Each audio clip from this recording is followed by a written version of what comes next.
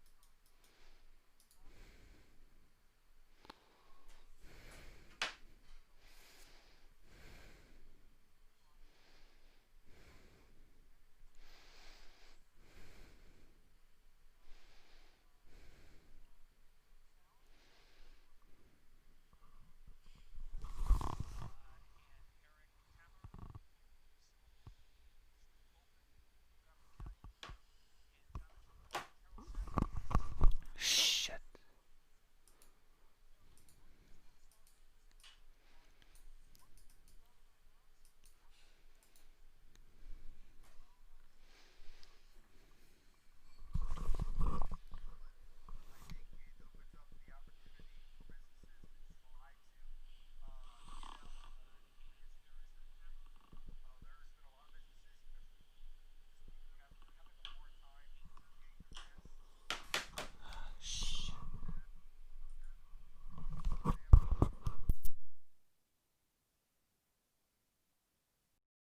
and serve people.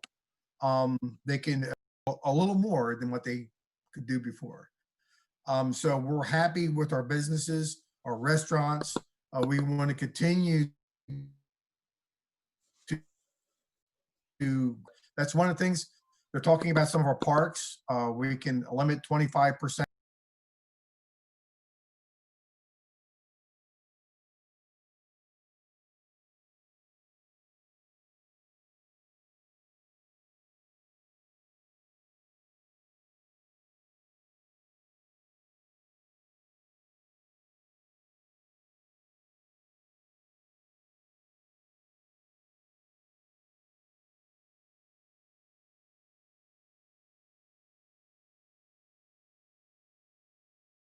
Some of them have been, as grocery stores have been essential. Other places have been essential, and it's troubling. So I think churches can have 250 outside. Others are having service, by the way, and we want to help our businesses. So I think that was one of the biggest things of helping our restaurants, helping our mom and pop shops that really need that helping hand now. And I encourage people, you need to get out. This is full phase one. Get out and help your restaurants, help your mom and pop shops. Do as much as you can to buy, spend some money. But I know people are still having a tough time right now financially. So that's why, as a state senator and as other state senators have been working with the different departments of commerce and departments of the unemployment, Secretary Robinson and Kelly Schultz, our staff is already working with them to see what we could do more for our constituents, but for our businesses. So that's just some of the things that are going on right now. So, Eric, the rules in Montgomery County are different, and that was one of the things that the governor called out today. Is that County Executive Mark Elrich is taking a much more go slow approach for our county than is the case in the rest of the state. Can you elaborate on that? Well, yes, I actually happened to see him on his informational meeting at 1 o'clock, Zoom meeting like this one. And it seems like he's completely relying on one unelected county official, the health officer, Dr. Gale, to help him make the decision on whether we're ready or not to open or reopen. And there was a big controversy, I guess, when Governor Hogan gave him the responsibility, are you going to reopen Montgomery County or not? And the Washington Post article came out saying that he felt like he was left holding the bag. But then the reporter asked him, yeah, but you asked for the bag. Right. So there was a back and forth on that. And I guess Governor Hogan in the press conference tonight mentioned that as well and said, well, I don't have magic words for them, but they're free to reopen if they want to, but it doesn't appear that we're headed that way. And actually, the governor also talked about that the county executive wasn't looking at the numbers and encouraged him to do that. So it was a lot. It was distressing about that. Delegate Miller, could you kind of elaborate? One of the things that I think a lot of people have been scratching their head over are the varying standards for what's essential. So there are, I think, Senator, we were talking about churches. So in about half the states have recognized churches as being essential services. And here in Maryland, that's not been the case. Now, obviously, we're talking about reducing some of the restrictions, but here in Maryland, for example, churches are not an essential service. I only use that as one of examples. Can you talk about how those standards operate? So it's a very good question. And, as you're aware, I'm a plaintiff on a lawsuit with two other delegates in the group Reopen Maryland. And we have some other individuals. We feel very strongly in our lawsuit that it is clearly unconstitutional for the governor to restrict church services. Right now, 10 people can be in a church. And that's supposedly to allow for them to broadcast a church service. I don't think our founders and I don't think our basis of law has ever looked at throttling churches in this way. You're not allowed to assemble in groups greater than 10. That, again, is a constitutional freedom we're given. This thing about essential versus non-essential, there are many examples, but why is it I can walk in a supermarket and buy a cigar, but I can't go to a little cigar retailer and buy a cigar? There's just so many inconsistencies across this. And then to add to confusion, I was at a rally in Howard County yesterday and I had some restaurant owners walk up to me. They were telling me that, unless you're a restaurant with a carryout model, a sub shop, a pizza shop, those guys are doing really well right now because they have a carryout model. They're getting more business than they've ever seen in their lives. They're doing well.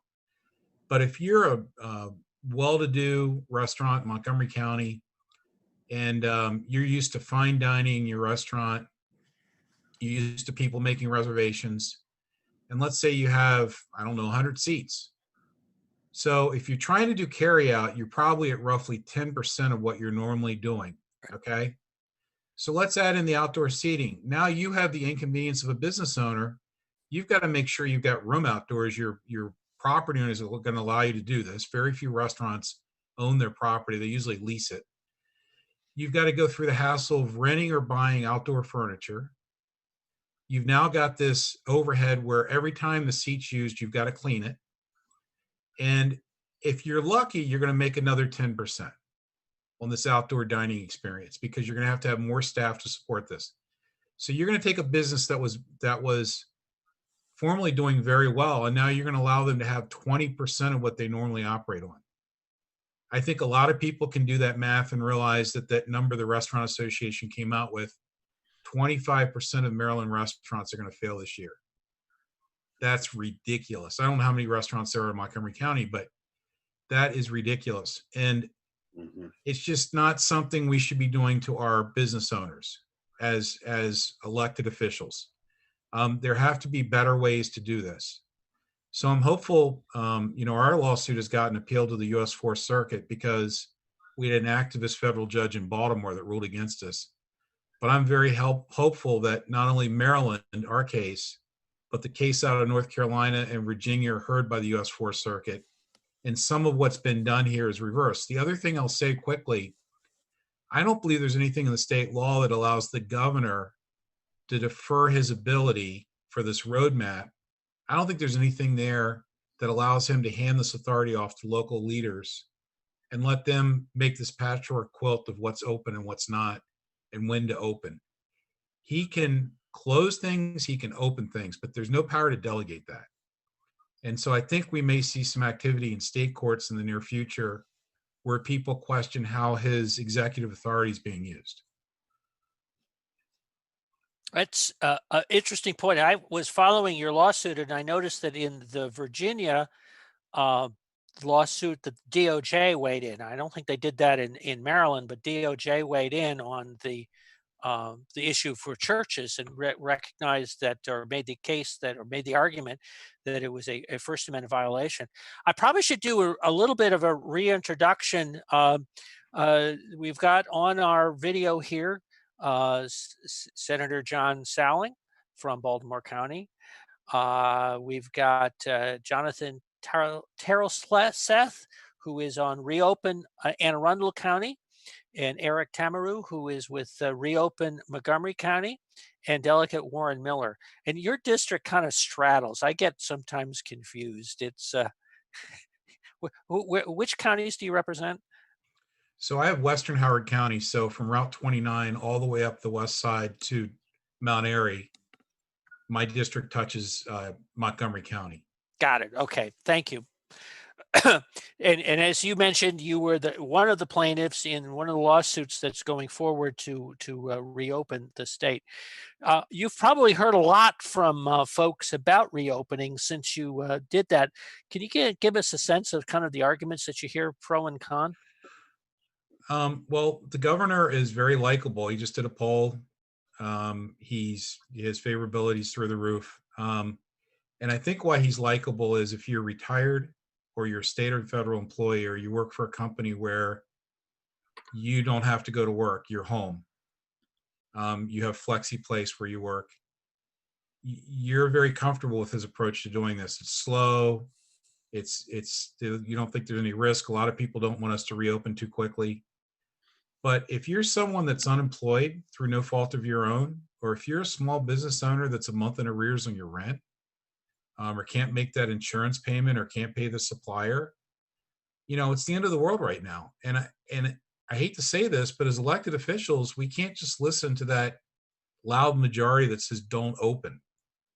We have to look out for the others that we represent. I've got a lot of small people, and I'm sure Johnny does too. A lot of small business people in our district that wrote checks to county officials, wrote checks to the governor, and they're small business people that are serious about wanting to stay open, and they're losing their American dream. It's going away. It's dying. And it's through no fault of their own. They're losing, some cases they've got a good employees work for them for 20 years. They're laying them off. They can't afford them anymore. And it's just gut-wrenching every day to read the emails I get from constituents that can't get unemployment insurance. They can't get those PPE loans from the federal government, can't get money from the state, and they have nowhere else to turn. Yeah. And we listen to them and try to help to the extent possible, but it's just awful to watch what's happening. I think you really made a great point about the fact that businesses with different business models can respond differently. So you can, obviously you use the restaurant example of, if you've got outdoor seating, you can do outdoor seating, but if you don't have that, you're not available. One of the questions we got from the text, and maybe I'll toss this at Jonathan, I'm struck that one of the businesses that's really benefited from this is Amazon. And I'm also read the Washington Post that every day seems to be making the case again in both the news page and also the editorial page of this. Don't be uncautious. Don't reopen. Don't let anybody get COVID. And yet that seems to benefit Amazon. Am I missing something there? I would say no. I mean, everybody don't, because they're scared. They don't want to go shopping in a store, and all these little things that people go buy that are unessential, they can still get online, and the largest by far is Amazon.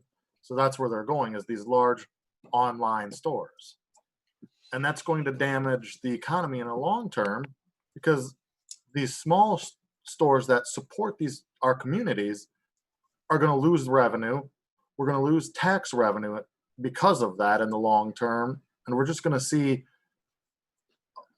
a lot of revenue lost for everybody, including, because what do we do when we lose 30% of our tax revenue in the next year, as Governor Hogan stated, as projected?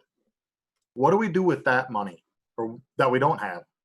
We're going to lose firefighters, policemen, social workers. And it's going to affect society as a whole in a very negative way.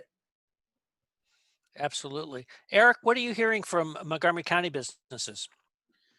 Well, I'm representing a group of, we're about a week old, and we've got about 370 now members of our group Reopen Montgomery County. Many of us came over from Reopen Maryland, which is 27,000 strong. And when we saw the governor punt it down to the county exec, we said, boy, we've got to do something in a local way. And so I represent a lot of business owners and people that are, quite honestly, quite upset, quite frustrated, like myself. I'm a small business owner now. I'm in real estate. But before that, for 30 years, I was a pastor in this county. And so a lot of people don't understand that churches are small businesses as well, and especially smaller, newer ones. I've been involved with founding 6 different churches all over the world, and 2 here in Montgomery County. And for newer churches to have something like this happen, you're basically writing the death knell for this church. I just spoke with someone where they're laying off people permanently in that church, pastors, leaders, worship leaders that are going to be out of a job now. And then my question is, what kind of attrition are you going to have afterwards now that you've had people for 10 weeks not attending church and saying, it's kind of nice on a Sunday, I can do it from home on my couch. And so you're going to have churches, going backwards, having to come up with 25 to 30% of their people all of a sudden gone. So, I feel passionate about that and the violation of our constitutional rights, that our First Amendment rights have been trampled on. It's tyrannical, literally. And so I finally said, we can't just sit back and be quiet about this. We need to speak up. And so this group of people that I represent, and a lot of them are probably online watching, thank you guys for what you do. And we're reaching out to our county exec, to our governor. We're trying to make phone calls. We're doing everything we can. And pretty soon we'll probably have to do rallies and protests, but we need our county open. We're So all what- essential. Yeah, one of the confusing things today was understanding where each individual county is in a progression, and it's confusing a little bit because we're in a point of transition, one county to the next. So forgive me, Jonathan, we don't know if to go out and have a meal in a restaurant, we need to go to Anne Arundel County or where we are. You got to keep driving east. Got to keep driving east. Got to keep driving east. Okay. Yes. Senator, you mentioned that you were participating in a meeting that was after the governor's announcement today. Can you shed a little light of, I heard let me just set it up, that from what I heard with the governor at the 5 o'clock meeting, a press conference, that Montgomery County is clearly in the caboose for starting up again. But can you shed a little light about where the other counties are in the state and kind of where we are in relationship to that? Well, we heard the numbers from the governor, and from what he stated, it's evident that the counties can go in phase 1. Number, they can do that now. Right. There's no holding back. They can go in full phase 1. And at the same time, looking forward to phase 2. And I just want to go back, if I could, Mark, a little bit. Sure. Talk about, like the guy, Jonathan, talking about, or doing a rally and by numbers, for 6 days, we had Reopen Baltimore, and we were averaging 1,000 people a day on that Facebook. We had a rally in Towson, and it was a unbelievable, peaceful, great assembling of a rally that we had together. And we made a statement, and we had the news there. We had the people there. It was great. And I'm here to tell you, you need to do that in your community, in your county. You need to make a statement. And that's how we did it. And I think we were very resounding. So, just knowing that, and I'm sorry, but I need to say that real quick, but just getting back to that, every county now has the opportunity full phase 1. It's no restriction for that now, because by number, the way things have just gone down, Montgomery County, Prince George's County, all counties can do that. And I'm looking forward to them saying next week by number. And that's all they've been following is number. And it's amazing that the time when the governor was making all the executive orders. And of course, a lot of us don't agree with them. We believe in the Constitution, but executive orders. And every county executive was following those executive orders. And as soon as he said we can change this, but he gave that authority to those county executives and those mayors, they took that and went 100 miles with it, which was not necessary. And we have very good and responsible people that are educated and smart and wise enough to make their decision and do some good things for them, not for themselves, but for their family and for their neighbors. And I think we are fine doing that. I'm sorry I'm so long-winded, but I agree. Jonathan, you guys, go forward, man, go forward. Well, in the meantime, we'll do a shameless plug. I know we've been collecting an online poll, and I guess we can probably post that URL off on the text side. But up to now, the numbers have been overwhelming. We've had something like about basically, I think it's about 25 to 1. So fewer than 4% have said, yeah, we want to keep things closed. The response has been overwhelming. So we'll let folks who want to do it.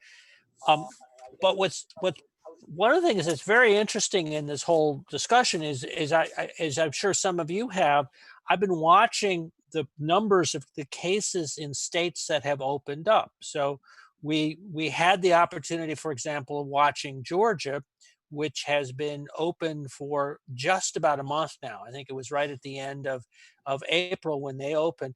And what's fascinating is that when that happened, Maryland had fewer cases. Georgia's a larger state, but Maryland had fewer cases than Georgia. So if you listen to all the doom and gloom that's out there, the expectation on, say, the Washington Post was, oh, Georgia's about to just all go into the have to get hospitalized. In fact, that didn't happen. Maryland is the state that moved ahead and consistently has been picking up more cases than Georgia. And I think some of it may well go to the point that you were making, Senator, that people are responsible. They're being careful. They're businesses are opening, but they're maybe not opening precisely the way they did before. People were ready to make changes and were able to adapt to that environment. I guess I'll turn to you, Jonathan, and talk about it. You've been talking to businesses. I'm assuming, am I right, that when businesses open, they're able to make adjustments to be able to make folks safe so they can do business, but maybe not quite in the same way that they did before. Yes, I mean, I've seen stores when this started, they switched to curbside pickup only. They actually started delivering. They've never delivered before. They adapted to do that. Now they've switched back to letting people in the store, but they have stuff on the floor, for the social distancing. They're trying to make it so it's not crowded in there. They're doing that because they want to succeed, but they don't want to spread more than they should. So there's a little bit of the nanny state in this, the assumption that people aren't able to, that they're just going to do what they were doing in January, that they need government to come and tell them how to operate, and that they won't do it unless they're completely kept separate. Eric, what about Montgomery County? Are we the nanny county? Oh my gosh. I think we came up with the mask law before the governor did it for the entire state. And we were the first county to have speed cameras, and don't let me get started there. I mean, so we're definitely the bag tax for groceries. We seem to be more European and socialistic. And by the way, I lived in Europe for 10 years and I lived under a socialistic country. So I see the difference. I know the difference. And this county is probably as socialistic as any that I've lived in. And I lived in California and here as well. And so our people they're frustrated. Number one, a lot of us, especially in our group, we don't like the mask laws and having to feel like it's almost like a picture of being silenced. And I live in Silver Spring, and there's some elderly folks that live around here, and they don't even like you not walking around with a mask outside. So I think when businesses open up, I ask the question, how will you go to a restaurant and wear a mask? How do you do that? I think eating outside, or even talking about churches, churches outside, I think would be, good places to start. But I think and then I think about schools, that's a whole nother situation. I don't know if we're going to get on that topic tonight, but I saw today that Hogan was going to allow camps to reopen. The kids are going to have to wear masks outside in 90-degree heat. I mean, again, a lot of regulations. It's the nanny state. And I think it was Senator was saying, we're adults, we're big people. We know how to live and be safe, and we know what's best for us and for our families. And so let us do it.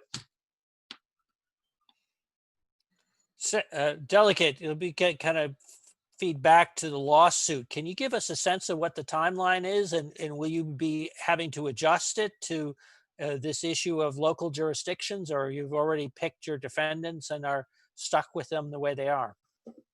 So we have an appeal of what went in. It's got nothing to do with the governor's sort of off-ramping his responsibilities to the counties. It's going to have to be a different suit. But we're just at the beginning.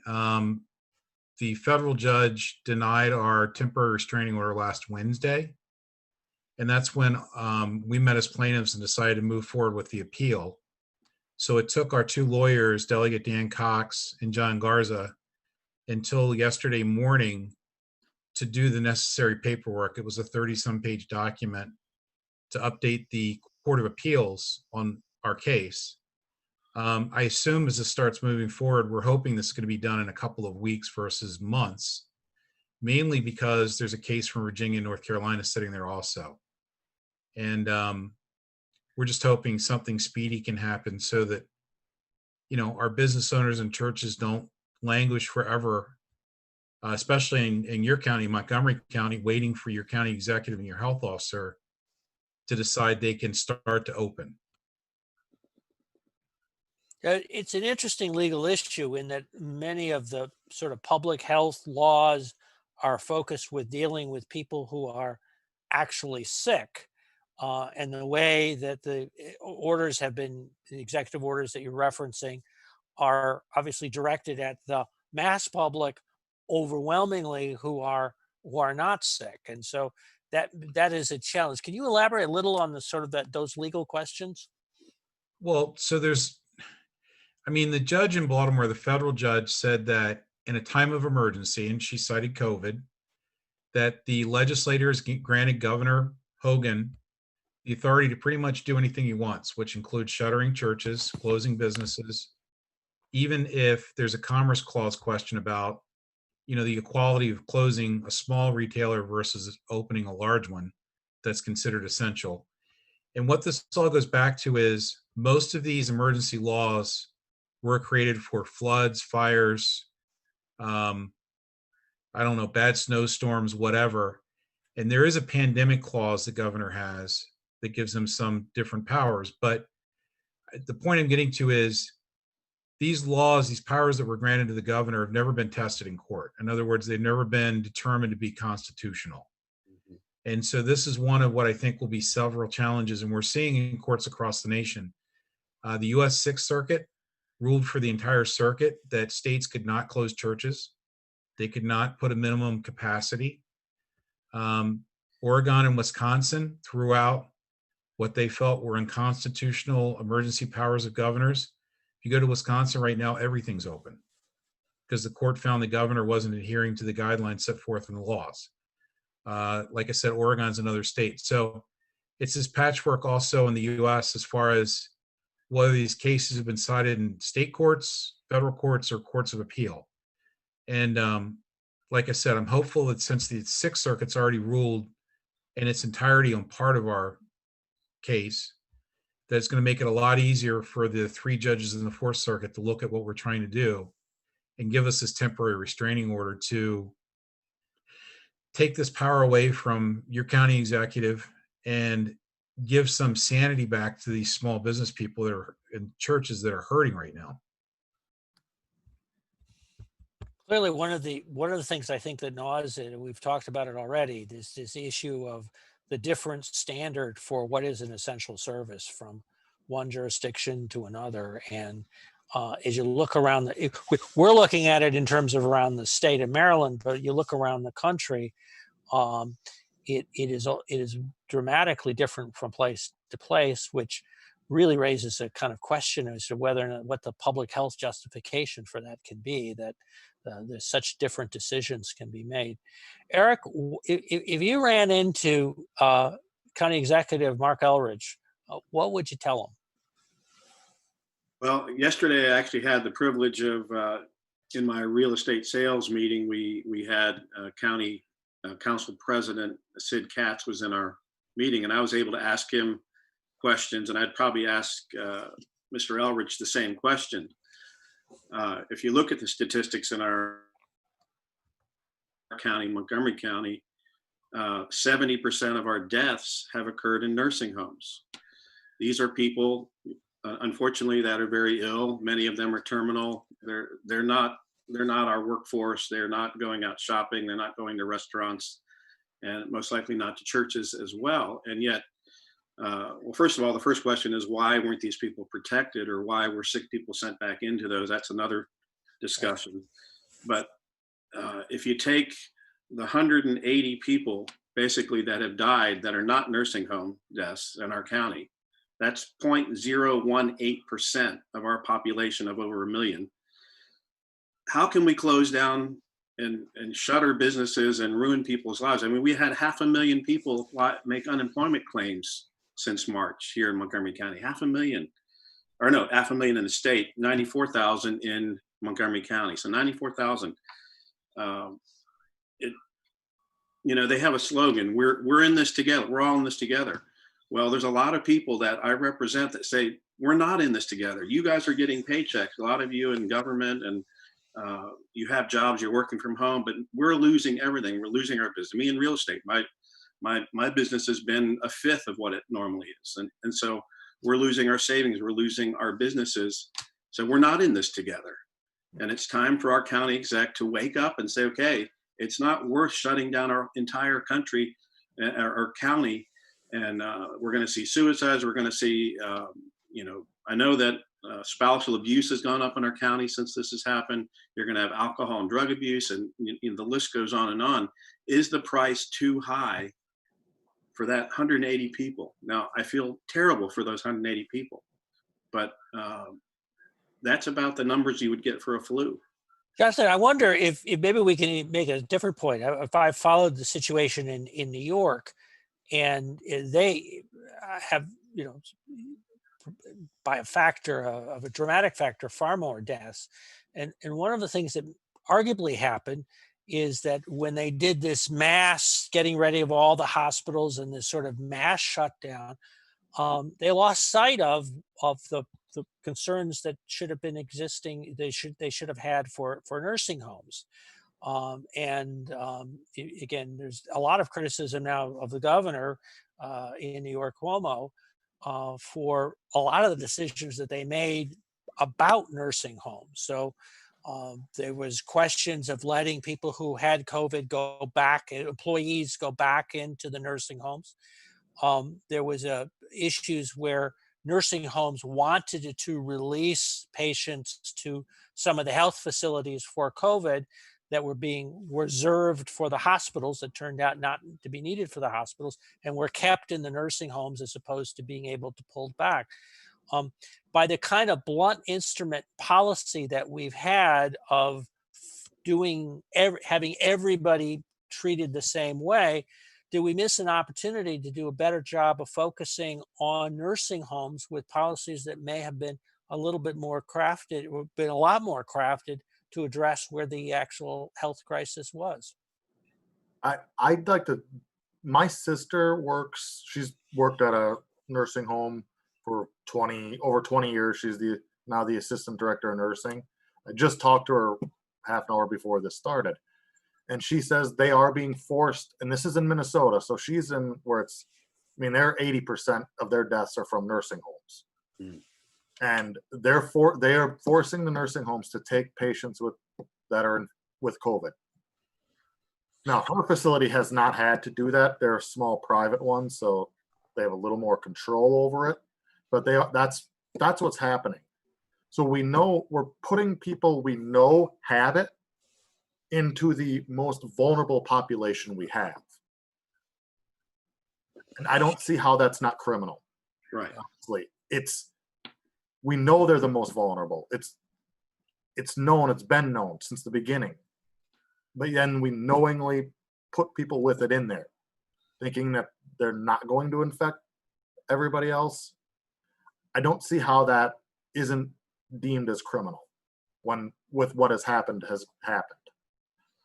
You know, it's interesting because we've had a lot of, on the responses to having the town hall, a lot of folks who are kind of really upset and frankly, we got a bunch of crank things. And I think one of the things that gets lost is it's a conversation that collectively we want to have. We certainly want Marylanders to be safe, but we also are looking for a policy that makes sense, that makes distinctions between people who are at risk and people for whom we can make the adjustments and what have you, but also to allow businesses to go forward. And I'm not sure that one of the problems we have is that there's this effort to try and treat absolutely everything the same equally and not make distinctions that really ought to be made. What do you say, Senator? Well, I mean, I think we've seen stats, and I'll give you a good example. They said the African American are getting tested in Baltimore City more than anybody else. And they said they have a major problem with the African American and how they can easily get this COVID-19. So, they're testing a lot in Baltimore City. Are they doing it in the other counties? Is that a priority also? Does it need to be a priority? We already know in every senior home that if they're seniors and people work there, they're testing everybody. Why? Because that's where we know the problem lies. Mhm. And those ailments that people have in those seniors' home are more susceptible. And even so, other people that are sick or have ailments that we know already that easily people can get the COVID-19, they are getting tested. And the biggest problem I think we have is that people have symptoms. All these symptoms that you have the availability now in more places than ever that you can get tested. So, the opportunities are there and the numbers are there, and they know the symptoms, they know where it's coming from. I think they know where they need to be responsible. And I think they just need to continue to do that. But realizing all that, we see right now today, the numbers are going down. And guess what? They're testing more. They're testing more people. So just knowing that they're testing more people and the numbers are going down, it's working. People are being responsible. And I think it makes a statement that we, again, are so educated enough and wise enough to make those smart decisions. And I believe we've done a great thing in Maryland. I just think they need to take the gloves off. They need to sit down for a moment and say, take a breath. Let these smart, educated people in all these counties start making their own decisions, because I think we can do it that way. So Another observation I'd make about the numbers is we know that on average, I guess the estimate is it takes about 2 weeks to get over COVID. yes, And so what we frequently see are the numbers that are cumulative over time. And what that perhaps it creates the impression that there are more cases currently than there actually are, when at this point, if you're only going up 2 or 3% per day, about 80% of the folks that are shown as having COVID, if they had it, they've already gotten over it. Now, there may be some issues whether they can catch it again, but they don't have it anymore. And I think sometimes the numbers that we have this tendency to exaggerate it. The governor made that point, which is that some of these numbers, the way they're presented, will always going up by the nature of it, and that the numbers that he was looking at were, hospital admissions, hospitals, the critical care, the emergency care, the ICU rooms that are going down. And I think that's probably a key metric. I just we're kind of coming towards the end. I wanted to, first of all, encourage people who are listening on the club page to like our page and follow our page. We do this regularly. This has frankly been the most heavily attended one that we've had, but we do have some services and communications like this on a regular basis. Eric, how do people get in touch with you? Well, I think you can see behind me, we're Reopen Montgomery County, Maryland. I think you can also just search Reopen MoCo, MoCO, and join our group. We'd love to have you. The more voices we have, the bigger our voice, I guess. And depending on what County Exec Elrich does, we may have to keep fighting until we get completely reopened. I think a lot of us are worried that you're going to have a longer term fight than Jonathan. But Jonathan, how can people get in touch with you? Because you're with Anne Arundel County. Much in the same way as with Eric, if you go and search for Reopen Anne Arundel County, we'll pop up. We're a private group, so you'd have to request to join us. We have nearly 2,000 people in our group already. So it's pretty active. There's a lot of information shared in the group that's really good and helpful. And Delegate, you're obviously have the lawsuit going away. How can people keep in touch with what's going on with that and kind of know what the latest is with that? The lawsuit's kind of tough because we get our information in dribs and drabs. I do know, like, for example, WBAL Radio has done a really good job. Every week they talk to me, we give updates. There are some other news sources. The Washington Post has been following it. I just wanted to reiterate something that Senator Saling said earlier for Reopen Montgomery and Reopen Anne Arundel. Up until the rally yesterday in Howard County, we had about 200 people. Our county executive, Calvin Ball, was in the exact posture that Montgomery County was. And on the day of the rally, I think to try to take some wind out of our sails, he announced he was easing some restrictions. So these rallies really do scare these elected officials. And it doesn't take, Montgomery is a large county. You get 100, 200 people out and some speeches, and it works wonders. They get really concerned about it. So you got to keep this pressure up on your elected officials, your county council, your county executive, and make them know that there's opposition out there.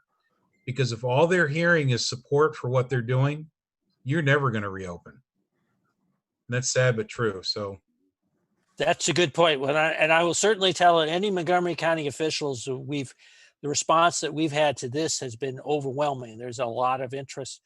Senator, you referenced some of the resources that are available. Obviously, there's a lot that the state can do. There are a lot of challenges with the state resources. Can you add a little bit about that kind of as a final word?